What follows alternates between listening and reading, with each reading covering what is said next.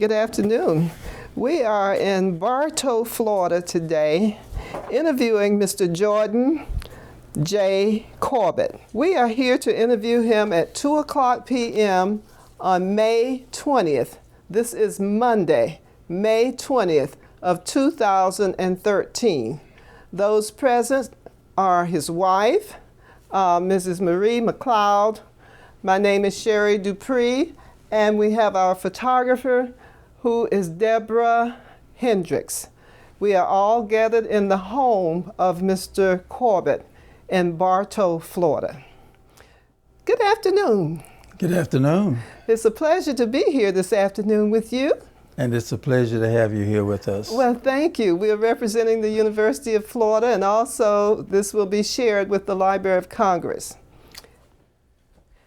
Our first question to you is to just give us your name. Would you please state your full name? My name is Jordan Jerome CORBETT. Wonderful. And Mr. CORBETT, where were you born? I was born in a little town called Tiger Bay, which does not exist now. What was it near? It was between Homeland, Florida and Bradley, Florida. What And big town? It was a mining company town. All right. And shortly after I was born, they moved the town to a town called Pierce, Florida. That's where I was reared up in. I see. And your parents' name? My parents, my mother, Rebecca Hutnell CORBETT, and my father, Isaac CORBETT. Uh-huh. That's Rebecca and Isaac. All right. Biblical name. Biblical names, yes. And yours is biblical too, Jordan River. Yes. How many siblings? I had one brother and one sister, and both are now deceased. Their names, please. Eloise CORBETT, my sister, and my brother, Clarence CORBETT. Mm-hmm. The occupation of your father? My father was as far as I know, he worked with a phosphate company as a dragline linesman. Mm-hmm. Can you tell us a little bit, what is a dragline linesman? Well, during that time, they mined phosphate out of the earth. First, they used to mine it by using powerful water guns to, the guns would then push up the sand and they would pump it off. They eventually got what they call drag lines to dig it up. And there were three men on the dragline operator, the oiler, and the dragline linesman. So my dad was a dragline linesman. Yes. Uh-huh. I see. Now, your parents, were they originally from Florida? Yes, both from West Florida. Uh-huh. My mother was out of Midway, Florida, and my dad came from Havana, Florida. Mm-hmm. Mm-hmm. All right.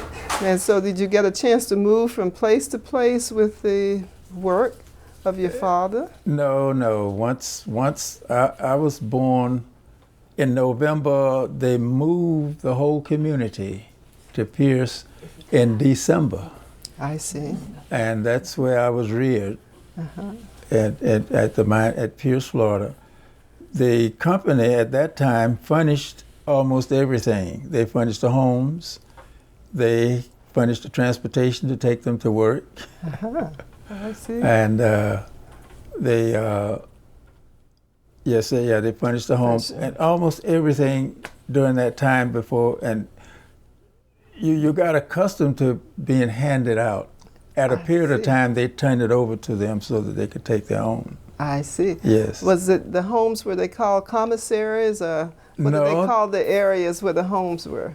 The place was called, the community was named Pierce, Florida. All right. Mm-hmm. And they had a company store. Okay. And the store consisted of, well, you could buy clothing, you could buy food in the store, and it also had a little drugstore in it. Hmm. And they had their own money at the time. Yes. Yes, and the money was good for the whole area. We could spend it throughout the county. Yes. Yes, and they called it, it had a funny name, they called it Babbitt. Yes, I've heard the Yes. term Babbitt. How about mailing? Could you mail something out from your area? Yeah, they had a post office. Had their own post office. They had a post office. We had a doctor, and he had his own clinic. Absolutely. And the doctor was one that would come to your home. Yeah, He would make exactly. visits if needed. Yes. They had many of those type of facilities here in Florida. Yes. Now, how did you receive your education? Well, at Pierce, where we lived, we had a school. Yes. And I recall my first year in school, we only had 2 teachers. And eventually we ended up with 4 teachers. And we went from what we call primary to 8th grade.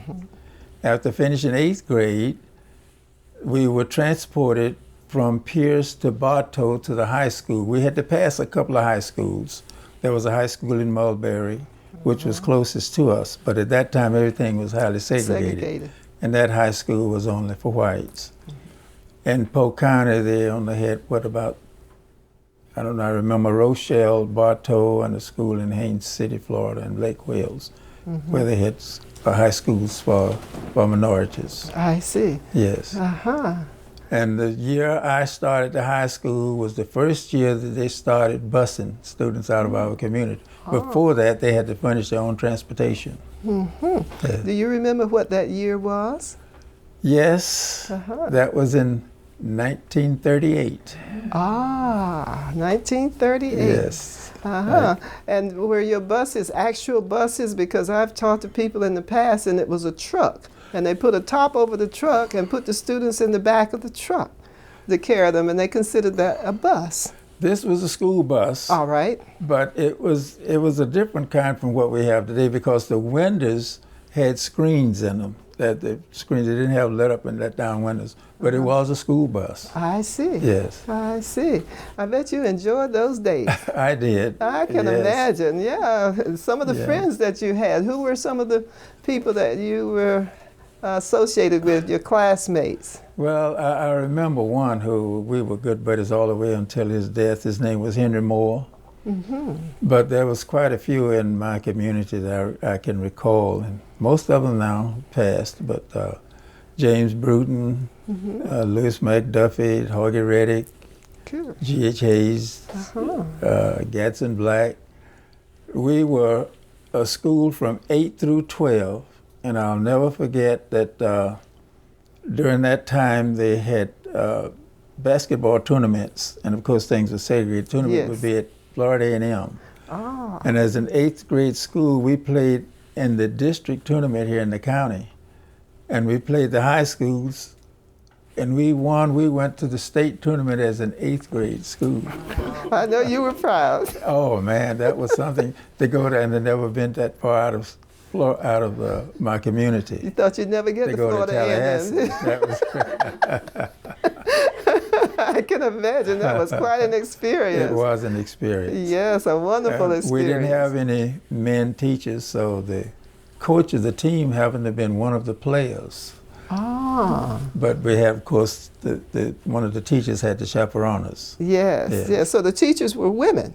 All ladies. Can you remember any of the names of the ladies? Oh, by all means, yes. Please share some of those. Miss Garrison was our first principal, and of course, after about a year in school, she left. Miss Amos, Annie Amos, Miss Baby Lee, and Johnny Ward, and Miss Thomas. I remember those names. 5, yes. wonderful, Yes. wonderful. Oh, so you had a good memory for those days.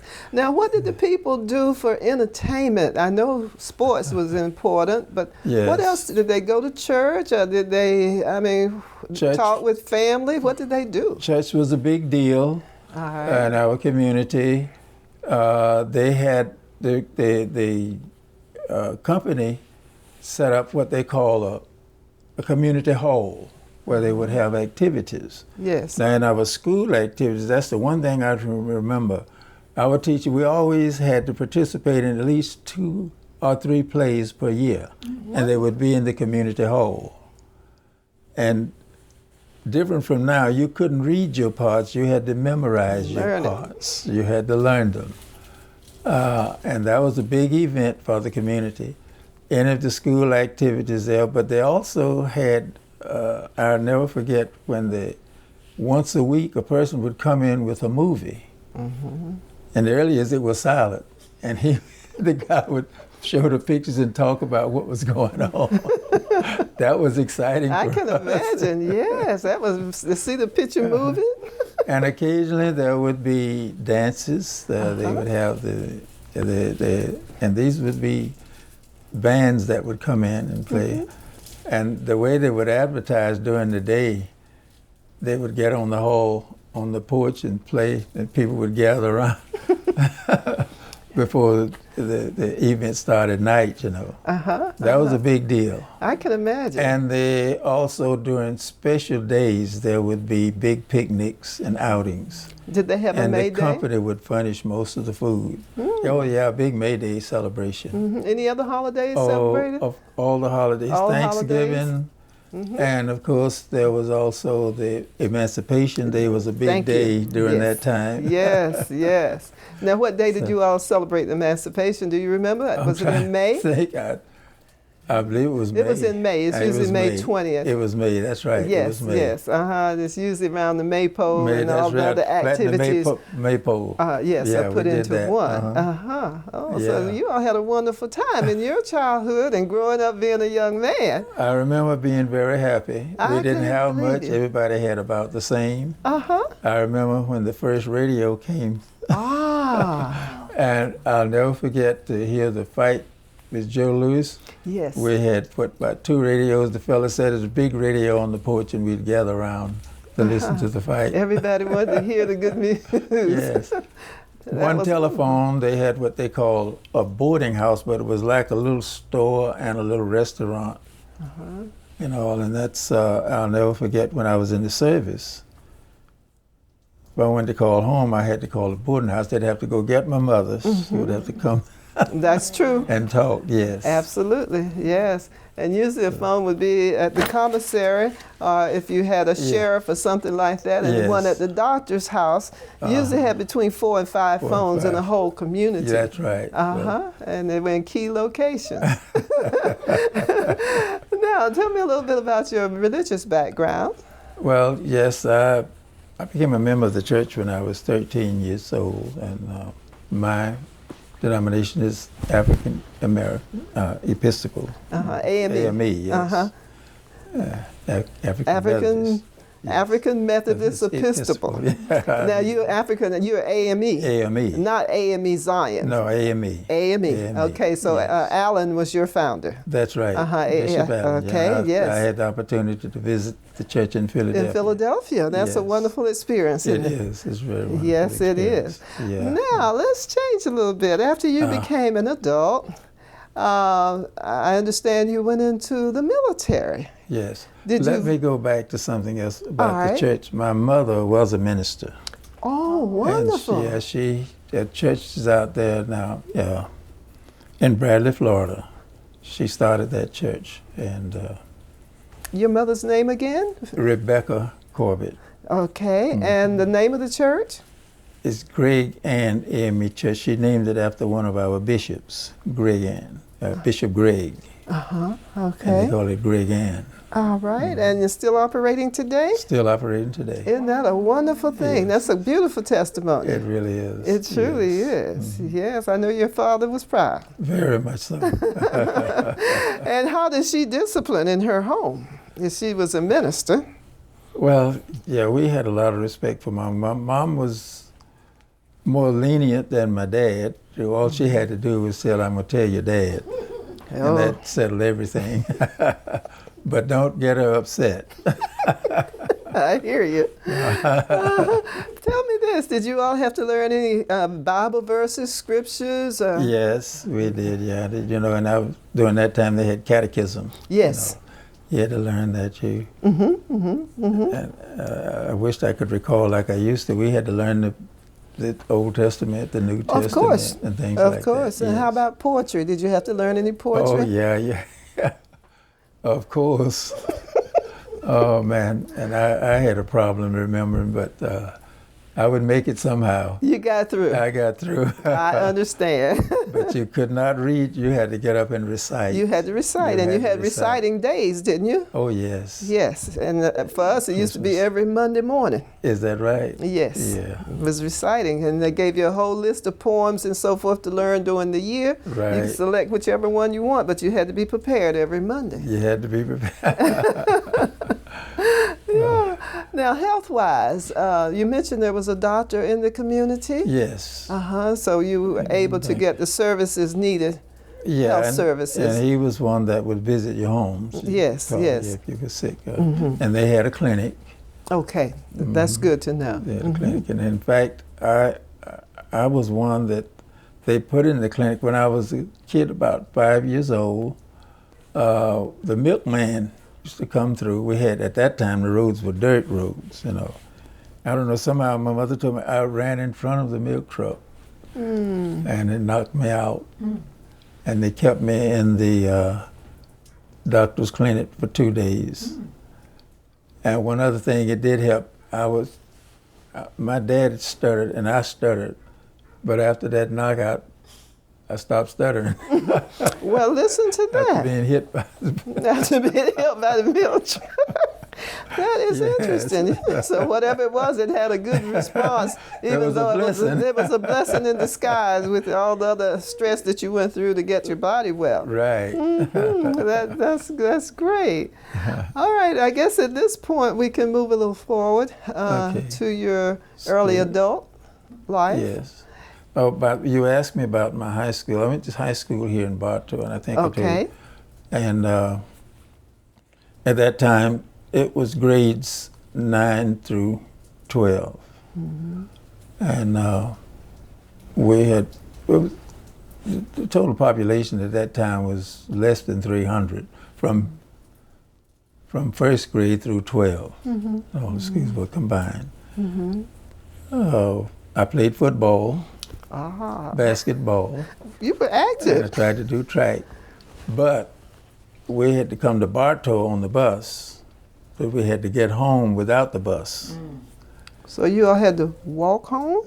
Well, we would walk from the school to the end of town.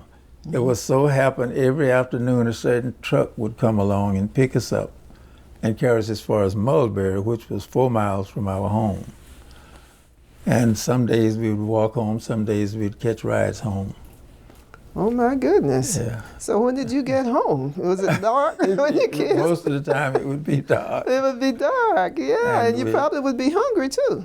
Hungry. I have to appreciate my parents because we had to clean our practice outfits before we came back. They had to be washed and cleaned and everything. So my parents would wash that for me.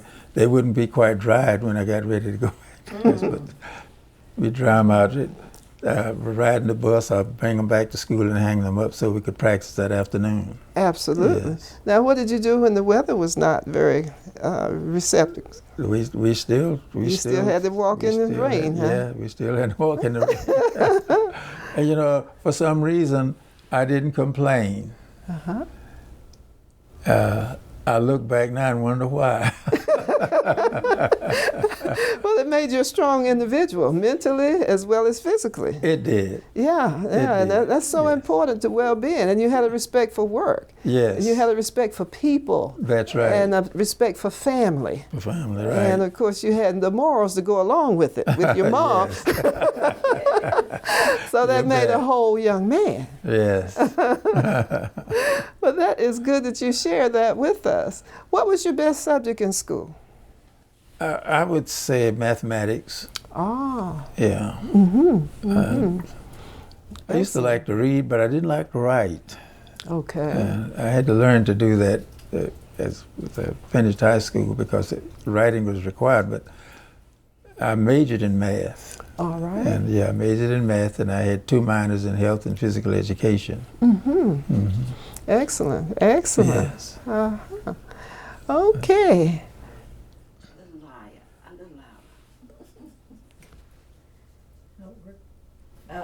I'm hooked up, Dee. I'm hooked up here. I can't talk too loud. See, I'm hooked up through a mic. Okay. Okay. We're getting real. She has a little hearing problem. Yeah. Okay. But she's enjoying this too. Yeah. I can She put the has a- headphones on if you want to listen. You want to listen through the headphones? Yeah, give her the She headphones. can put hear some a little better. headphones on. You can then hear me. Yeah. Here we go. Yeah, we gotta make sure she can hear too. Let's see if it'll reach that far. Well, use headphones. So I'm the. She's gonna put the headphones on you so you can hear. See, I'm hooked so I up. can hear you. And while we have this also, where did you go to school? What university? North Carolina A&T. When I first, So you're Aggie. yeah, my first semester was at Bethune-Cookman. Okay, all right. I'm gonna come back to that in just a Yeah. minute. We'll start with the college because you're Okay. off now anyway. We can just talk. Okay. You'll be able to hear good now. Yeah, you'll be able to keep up with us. Yes. Yeah. Okay. There we go. Okay, we back. Oh, our next question is involving your early adulthood. Yes. Yes, from the time of leaving your area and going to college or getting further education. Could you talk about that? Yes, when I finished high school, let me go back just before I finished high school at the community we lived in, which was a phosphate community. If you passed the 11th grade at my age, I could work with the mining company. So during the summer months in my 11th year, I had a job with the mine, which I worked with at the phosphate bin. They would dig the phosphate up, ship it to the bin, dry it, and then ship it out. And phosphate was used to make a lot of different products. And of course, I did that at my senior year. And after graduating from high school, and working on the mine, money was a little bit slim. I wanted to go to school. I had saved part of my money, and I went to school without a scholarship. But when I got there, I went out for football and earned a scholarship. All right. That was at Bethune-Cookman College, and that's where I was drafted from. Oh. I finished high school in 1942 and was drafted in January of 43. I see. But I had one semester at Bethune-Cookman, played football, and made the all-conference team that year. Excellent. And then you had to go visit Uncle Sam. Then I had to go visit Uncle Sam. So we were called, I was drafted, so I was called back home, and they took us from a bus from the courthouse to Camp Blanding, Florida. Went to Camp Blanding, Florida, and that's where I was issued some of my uniforms and everything, and had all these physical tests. And we were shipped out from there. I was assigned to an outfit called the Barrage Balloon Outfit and Aircraft Outfit. We were shipped to Camp Tyson, Tennessee. And that was in January. Ooh. So, boy, I hadn't been out of the state, hadn't been in that kind of cold You weather. didn't know what that cold weather was like. With all the things I had on, I felt like I was going to freeze. I'm sure. Yes, it was rough. But that particular outfit was a special outfit during that time in 43. The battle was really going on. Yes. And they were prepping us for the invasion. The barrage balloons, we had these motor units that would have this huge line of heavy steel wire that the balloons would go up. The balloons were filled with helium. I see. And of course, once we released the crank, the balloons would go up at least 1,000, a little over 1,000 feet. And you couldn't see that heavy metal line. That was supposed to deter dive bombers. Oh. And they were getting ready especially for the invasion. And we would go out in the field. We had to also go through infantry training as well, because once you got out there and through with the balloons, you had to get on the line. That outfit was called up, in June to go overseas. And I was on the train. They called me off to be a cadreman for the next group to come in the train. So, okay. And as I heard that my outfit went in on the third wave in Normandy. Quite a few of them were killed. I can imagine. Yeah. I was then, after going out there, in about 3 weeks, they decided they didn't need any more barge balloon outfits, so I was then sent to Fort Bragg. North Carolina. In aircraft. That's where I saw the information to sign up for a paratrooper. That's where I signed up. But it wasn't until I was sent from there to Fort Bliss in an aircraft outfit, and that's when I got my papers to come back to Fort Benning. To Georgia. So I went back to Fort Benning, and that was exciting to me. You know, during that time, the outfit that they wore and how it fit in those nice shiny boots. You know, when you're young, you know, you want to be sporty. Absolutely. Gave you a sense of pride, didn't it? Plus the fact there was some additional funds. You got a $50 supplement for being a paratrooper. I see. That was a lot of money. That was a lot during that time. Yes, it was. And it really helped my family because I sent all of it back home to my family. I kept a very little while I was in the service. I see.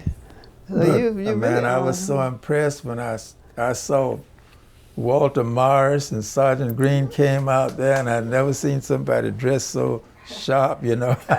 Well, I wanted that. I was going to make it one way or the other. Well, that was wonderful. That was encouraging. It was, and they took us in, and I think they knew what we were going to have to go through. Now, I thought I was in shape having played football, but I didn't know what I was about to get into.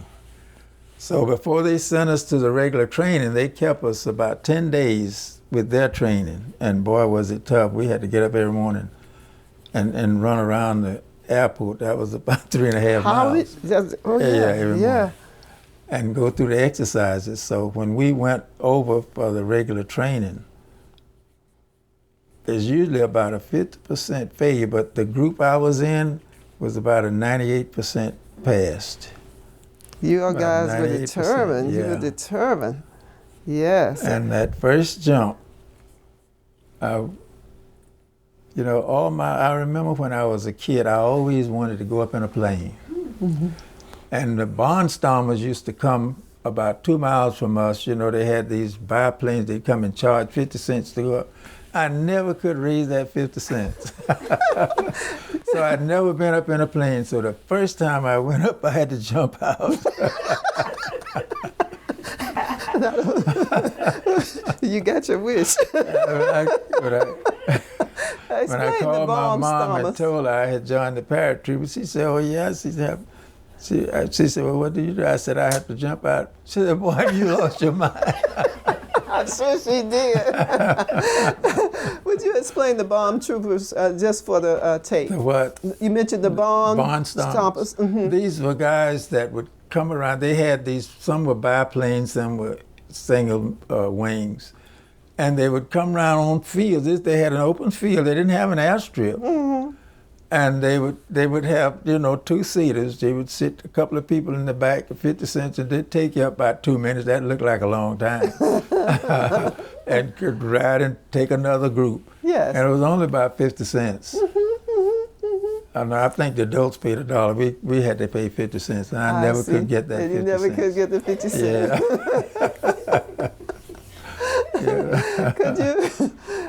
Could you name some of the guys that were in your troop? Say when you all were doing those 10 days of training? I remember, let's see, who was some of the fellas named with the training? I remember a lot of guys. There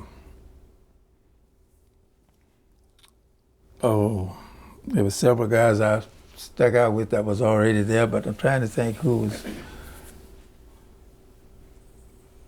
Oh boy. Well, we can come back to that. I should have written that. No, you didn't. It'll come to me. We can do it later. We can do it. We can recall that a little later. A guy named Ross. Okay. And I can't get these names together. That's okay. Because We'll I come met back so to many that. guys who were, We'll come back to that. came in later. But now, what happened after you all got the training? Well, when we got to training, oh man. These guys would come, I mean, the number of push-ups, the number of jogging and exercises you would have to do. I thought I was in top shape. Here's one guy, he said he had a bad night. He came out and he did push-ups on one hand, and we had to do 100. Oh, my. It's a good thing that they had given us, before we left, because I thought doing 15 to 20 push-ups was enough. Yeah. And 100. Right, and the failure rate was really something. The number of exercises you had to do and the running, and you didn't walk anywhere. I see. You weren't allowed to walk anywhere. You had to jog or run everywhere you go. What equipment did you have to learn to use? Well, of course, you naturally you had to learn how to pack your own parachute. Yes. We had a packing house, and you had to have a buddy or partner to help you Sure, do that. Yes. sure. And of course, we had to learn different kind of guns to work with during that time. Let's see, what else did we have? I also had to learn how to use the machine gun. Yes. And the 30 caliber and 50 caliber. We had to especially be good with the compass. I'm sure. Because you That could was your way in and yeah, out. We had to learn how to do that very well. Yeah. So you had some very good skills. Well, yeah, it was Very. good. The one thing about the Army, they had a way of, I think if schools could do that, they could teach you something in a very short period of time and you could do it well. Yes. They were good at that. I see. And still is, yeah. And then after you received the training, where did they send you fellows? What did they do then? Okay, after our training, we stayed a short while there in Benning, and we were moved to Camp McCall, North Carolina. All right. And out of that camp, that's where we stayed and practiced. We would have our, I remember our maneuvers at Fort Bragg with the 82nd Airborne. 82nd Airborne. Right. And of course, when we got ready to, when they were getting ready during that time, the Battle of the Bulge was in High Peak, and they were getting ready to send them out. We had trained, they pulled us out. And of course, from there on, you heard the story, they sent us out west to, on a secret mission. We didn't know it until we got there. We thought we were going to fight, going to Japan, because that's where most of the action was at the time. We found out it was called, it was a secret Firefly. And we had to learn to jump all over again because we weren't jumping in the open areas. We had to learn to jump in the trees. At the same time, we had to get familiar with a different kind of parachute. A fella had invented one that would pull the white risers. You could make a 360-degree turn. Wow. Because you would need that to make sure you're going to land in the trees. Yes. And so in order for us to qualify, we had to do 3 jumps, 2 regular on the ground and 1 into the trees. We had to get used to the chute and then jump into the trees. That was quite an experience. I would think so. Because the trees out there, some of the areas were pretty tall. Redwood and sequoias. Oh yeah, those are beautiful. Yeah.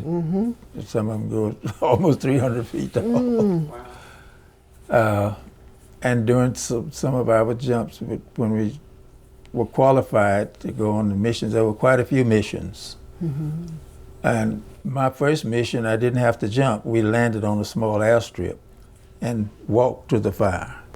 And the experience I got there in a forest fire, I didn't know it could be so dangerous.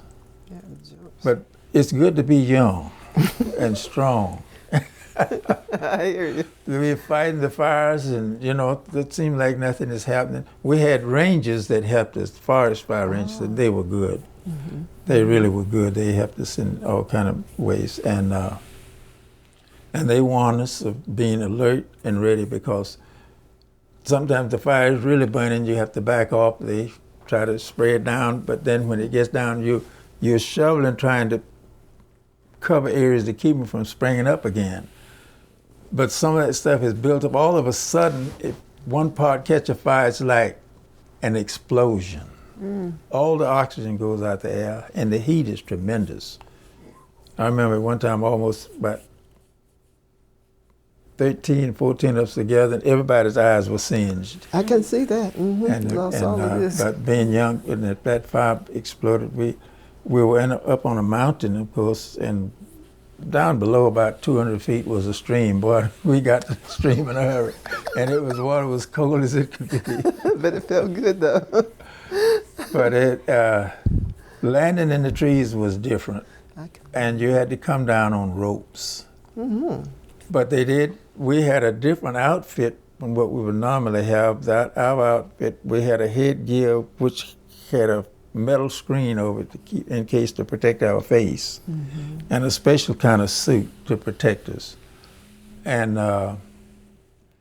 once you land in the tree, on the suit you had two metal loops that you would run your rope through, and that's the safe way to come down.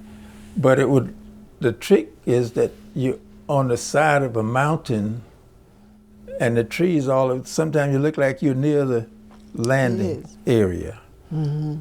And I think that's what happened to the young man who was killed.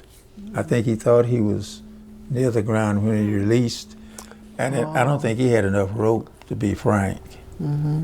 But anyway, you have to make sure you have to go all the way down to the end of your rope before you release it. Mm-hmm. But it was a new experience. It was different. And of course, we were all trained in a way to detonate the bombs, but they had specialists to do that. If we found a bomb, mostly they would call in those who had special training for detonating those bombs that didn't go off. Mm-hmm. See, the Japs were sending incendiary bombs by the jet stream. And the way they did that, it was a unique situation. The balloons were about 35 feet in diameter. And they would have 10 sandbags and 10 bombs. And it was so designed that the balloons, if they lose a little of the helium, they get a height, they come down to a certain point, there would be an automatic release first of the sandbags. Okay. After the 10 sandbags released, they had it calculated that it would just about be into the United States area. Mm-hmm. Then it would start releasing bombs. The last bomb was supposed to explode and detonate the balloon. Mm-hmm. In many instances, it didn't. The balloon just fell with some of the bombs not being detonated. And of course, if they read the story, there was one family that was killed. It was a family of 6, a lady and 5 children. And they saw this bomb, I think it landed somewhere near a beach, and they went to investigate it, it exploded, killed all 6 of them. And to my understanding, they wouldn't publish it then because they didn't want to excite the people in the area. Mm-hmm. And because that really would have been something. Oh yeah, yes. That was. Now, could you tell us where this took place? I'm thinking it was out in the West. Yeah, it was in Pendleton, Oregon. We went from Camp McCall by train. Took us 5 days. That's a long trip by train across the country. We did it, and it was in Pendleton, Oregon. Okay. And there was 2 groups. So one group went to California. What was the name? I can't call the name of the town in California. Well, that's okay. Yeah. California and Oregon were the 2. Yeah. Mm-hmm. Right. We had 2 groups there. Yes. And that was stationed in Pendleton. And what year was that? That was in 45. Okay, 1945, World War II. 1945, World War II. Okay, so. Yeah. Yeah, the war was getting to an end because we were supposed to have been with the 82nd, trying to help put out the fire over there. And they sent you But there. they sent us up there, in the yeah, on a private. secret mission, right? Yeah. And as I look at it now, I think we did something worthwhile. You did a whole lot worthwhile in this United States.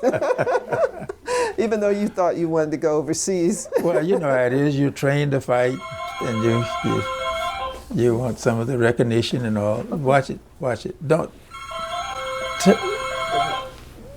Dolores, don't worry about answering it. She said, "No, okay." Just let it ring. We can always call back. It's ringing now. Yeah, she had to cut it off. Did she get it off in time? Yes, I think so. I don't know. I should have taken it off the hook there so it won't ring. You did. Colette. Say what?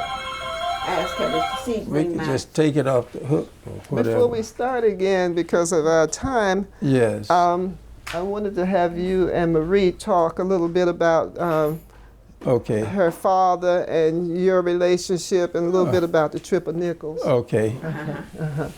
So I think Good, we thank pretty you. well, we covered your days up to 1945. Right. And you came out in 47, right? No, I came out in 46. In 46. Yeah, in the okay. early part of 46, in February of 46. Okay. Are we back on?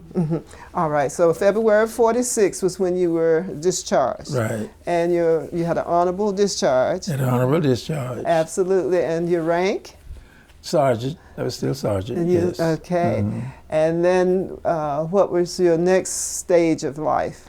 My objective was to finish school, college. I came home during that time. It was in February. I didn't try to get into school right away, but I applied. I applied to naturally back to Bethune-Cookman in Florida A&M. And to my amazement, there's so many veterans are out, and they told me I'd have to wait another year. I didn't want to do that. I didn't want to do that, and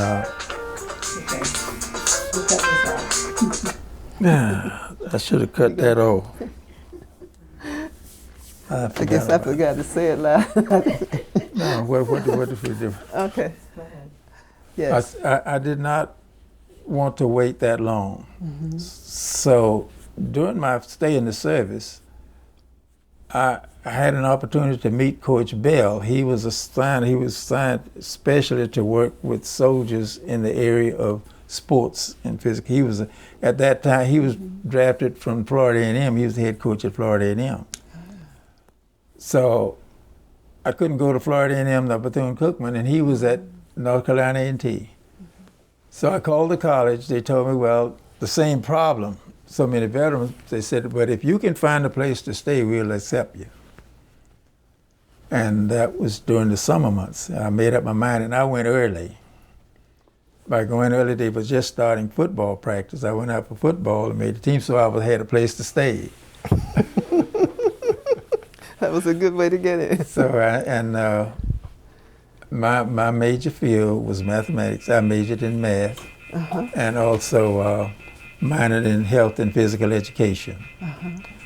And being a little more matured, I made better grades in college than I did in high school.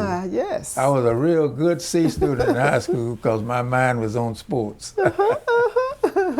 I could get to work, but I was an honor student in college. I'm sure you were. Yes. Yes, at Florida A&T. Right. Oh, wonderful, wonderful. And then And after graduation, I was asked to come here to serve as a teacher. I had several opportunities, but I tried out for teachers. My first semester, I felt like I wasn't trained enough to do the job, and I asked the principal I was going to resign. I had friends who were working in Detroit with the motor companies and all. They were making a lot more money, of course, but I enjoyed students. So I was encouraged to just stay another semester. Yes. The principal came in the classroom and worked with me. That's good. And everything, and I got hooked. I got attached because I started coaching, and that was another area that I really loved. So I stayed into teaching for 30 years. And that was right here in Bartow, Right here in Florida. Bartow. Union Academy High School is where I started. Okay. And one of the things I can say about we had good students, we had good athletes. At one time, in the 50s, we had probably one of the best high school teams in the state. And we only had 500 students from 7 through 12. We had also a unique situation where a school that size had put in 11 guys in professional football. That was outstanding. 11 guys from a small school that size went to professional football. And all of our students who went to college finished college. That speaks volumes. Yeah, Yes. we were doing a better job than some of them say we couldn't do. We did a good job with our students. Absolutely, Yes. absolutely. Well, you all had a determination. You had the Yes. background. Right. And then you had the desire to want to do well. Right. Plus, you'd had a little living in there to let you know how things had to be structured in Right. order to make things work.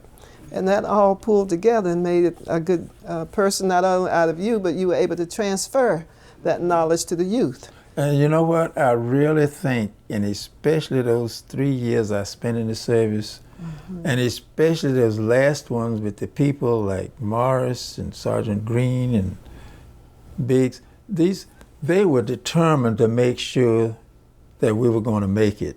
You know, during that time, there were some reservations about us being able to fly or too scared to jump. Now, they were tough. I'll never forget that you had to stay in uniform. But some of us, you know, wanted to be sporty. We'd come home for Christmas and they had these Mackinac top coats, you know, that looked so good. They were for officers only.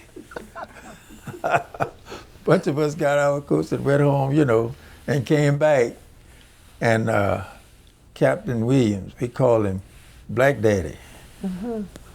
So he called everybody out, told them to wear their coats. That's right. Well, he told us to pull off them coats and put them over here.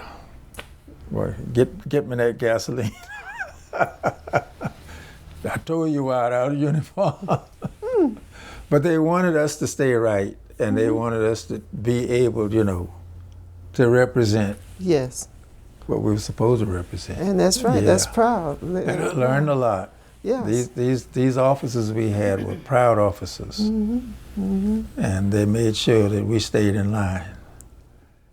And that helped me a lot in my teaching. I can imagine. And working with my students. And I feel good. My students still respect me. And they will today. always respect Yes. you. Okay. This afternoon, we're speaking with two people who have knowledge of the military, the Triple Nickles.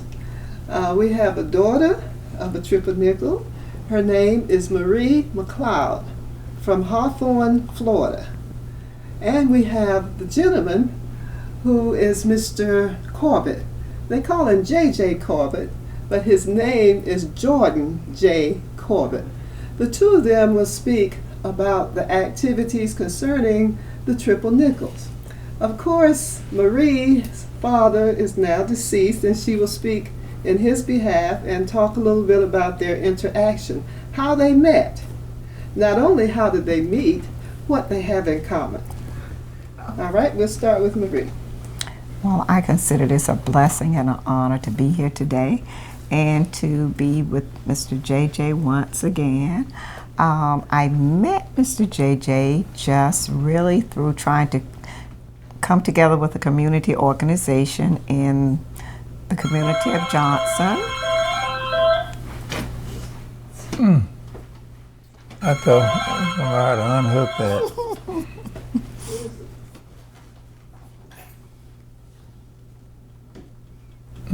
She's answering. Dolores, I don't know.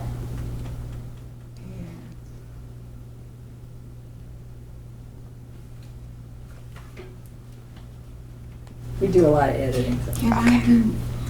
Keep your eyes open. Okay. Keep it kind of. Okay. Okay. Ready? Okay, go ahead.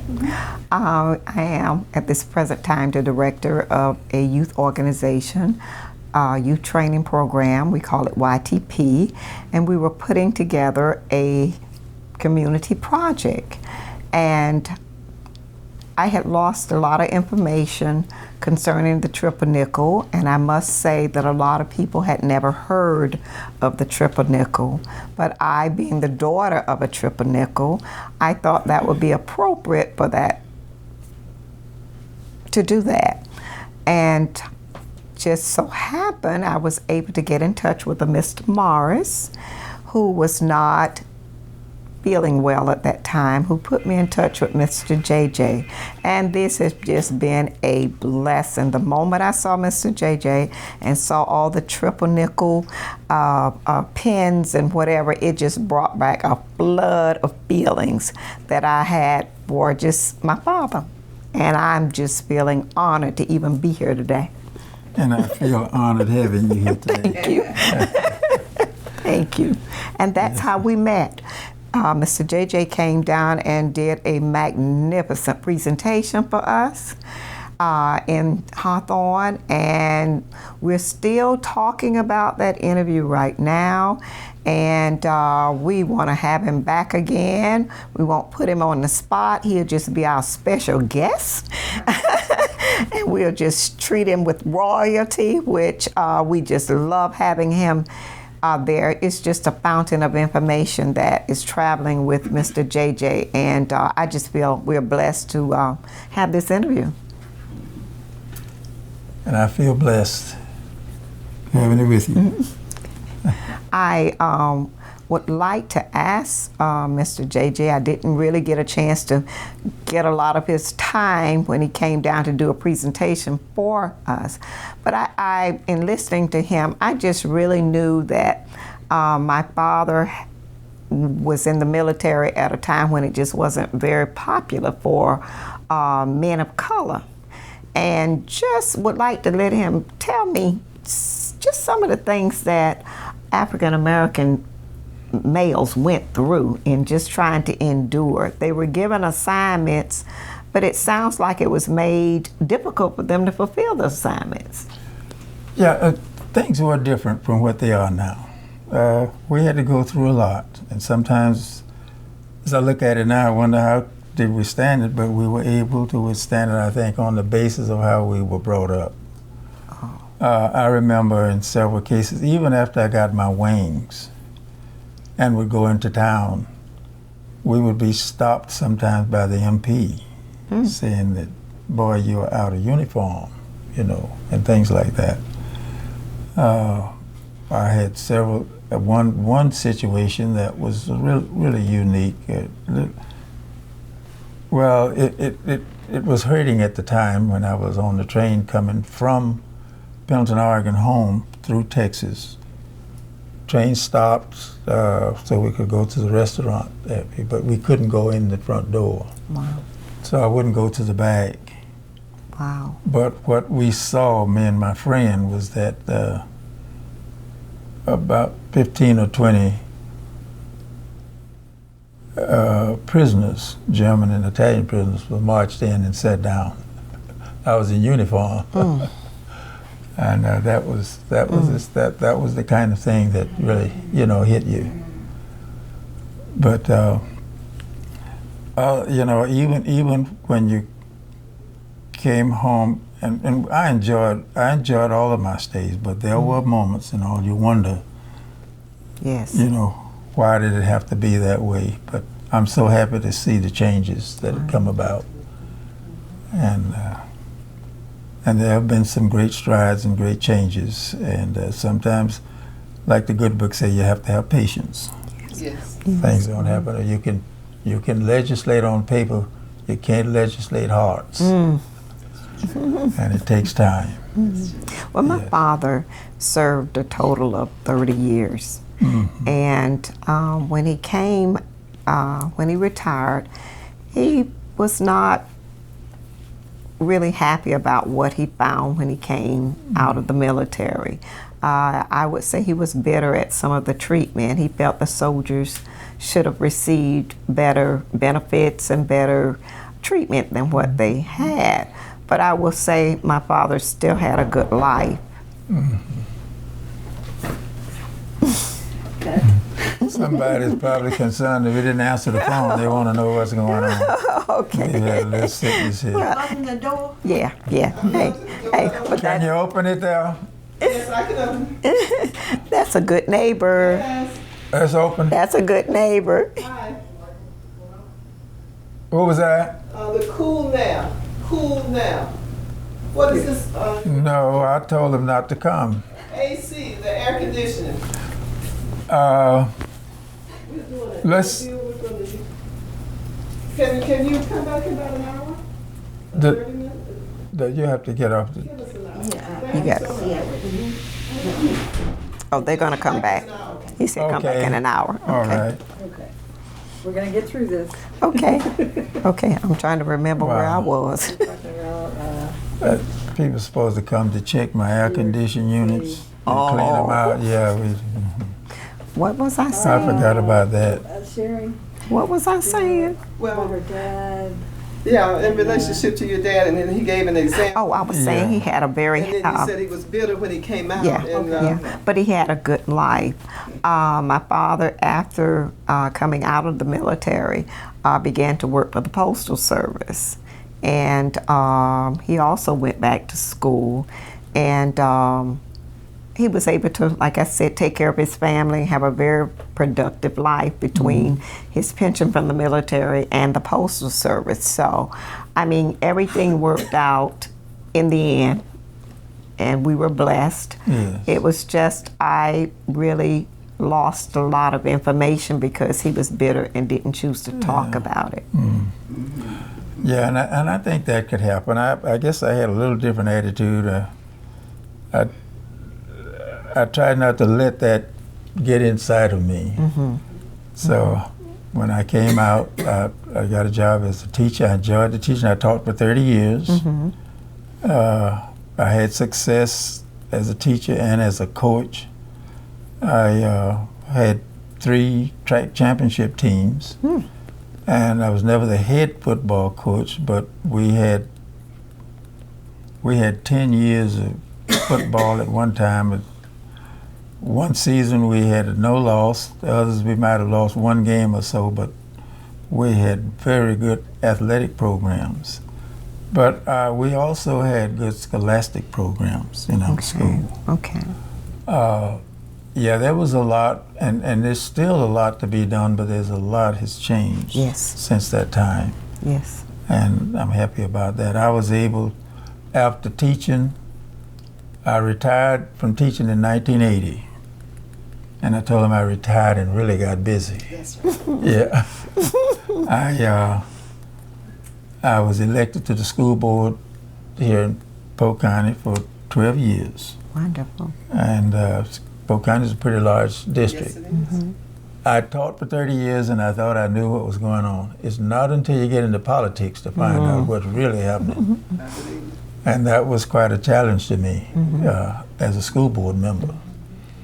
And of course, I was a member. I was also, we started what we call at that time it was a teachers credit union. Yes. Back in the time, it's now called Mid-Florida Credit Union. It has grown now to almost $2 billion in assets. I was on the board there for 20 years, and I eventually became a board member for the Citrus and Chemical Bank, which I stayed on there for 14 years at Citrus and Chemical Bank. And I feel I've been blessed, and I hope I've been a blessing to someone else. Well, I'm You sure have. you have. And I'm You going to just have. ask that you insert when did you get married and Oh, yes. we've got Oh, to boy. have the family information. Well, now that was my real blessing, Yes. getting married Wonderful. to Dolores Corbett. Wonderful. And what's her See. maiden name? Her maiden name is Eva Dolores Wyatt. Huh? Okay. Yes. Corbett. And now it's Eva Dolores Corbett. Yes. And we've been married now, going almost 59 years, 58 years. It'll be 49 years, July 18th. Yes. What year did you get married? In 1954. Wonderful. 1954. And we've been together ever since. And The only thing on that particular date, we had one other incident that there was joy and sadness. My mother died July 18. Oh. Yes, in 76.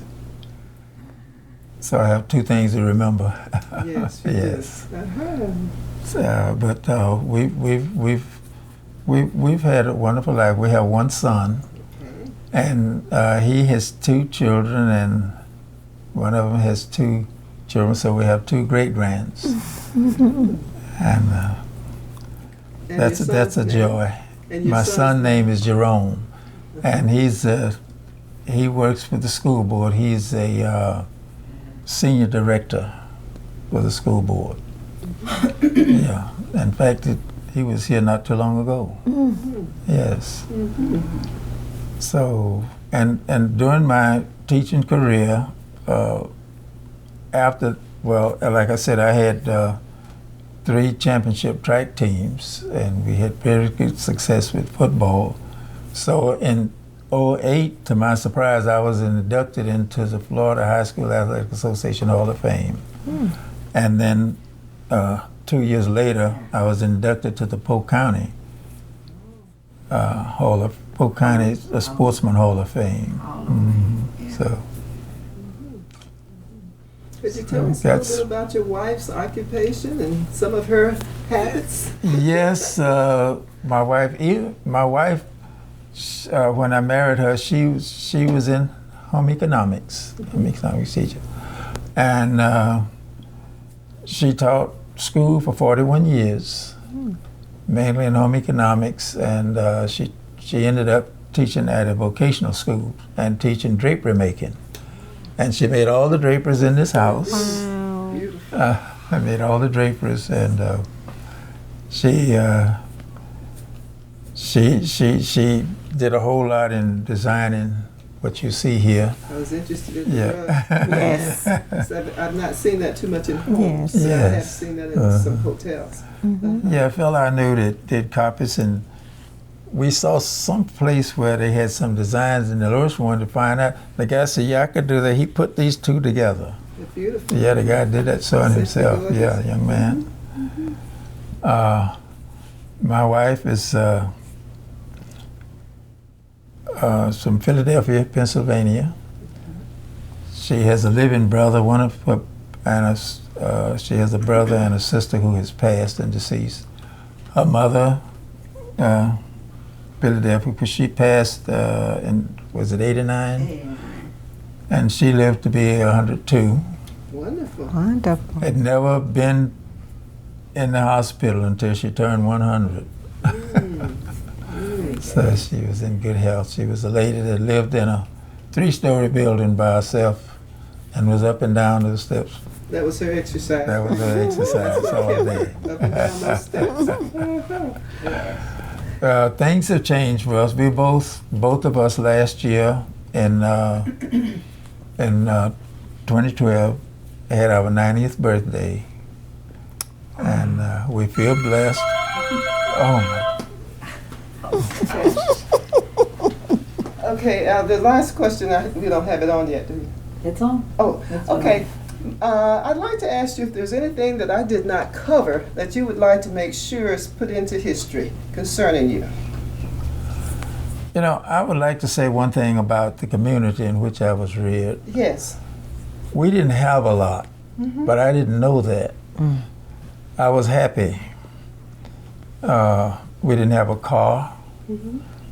It took us a long time before we got our first radio. We didn't have telephones. We didn't have cell phones. But I enjoyed, when I look back, I try to look at times when I was very unhappy. I don't remember many times when I was unhappy, even though there were times I remember during that time people would give out stuff, people would borrow from others, even borrow food, you know. That's right. And I look at how we got through and I have been blessed up to this time. And the upbringing that me and my wife had, our parents, and how it has brought us over. I wonder sometimes how did they make it? But we made it through, and I look back, there were times that children who had a lot and we didn't, you know, and you look and then life can change around in a hurry, can it? And I thank the Lord for my parents and they whatever that they instilled in me to be able to have patience and love people. And one other thing I want to say that I'm extremely blessed to have met Mrs. Dolores Corbett, for my wife, and to have a son like Jerome and his grandchildren. And that is truly a blessing with a smile. Yes, it is. Smile that you have on your face. We want to thank you today. We want to thank you today for allowing us to come to your home. Today is Monday, May the 20th of 2013. We're in Bartow, Florida. Bartow, Florida, interviewing Mr. J.J. Corbett. And along with Miss Marie McCloud from Hawthorne, Florida. And the interaction between the two has been just outstanding, so that we can hear more about the Triple Nickles. We can know more about the African American parachute group that had been pretty much written out of history, but they're coming back into history now. We want to thank you for your time this afternoon. We want to thank each of you who are present for this interview. And we are saying, continue. Thank you. Thank you. Thank you so very much. Thank you so very much. Thank you. One more time about the style stuff.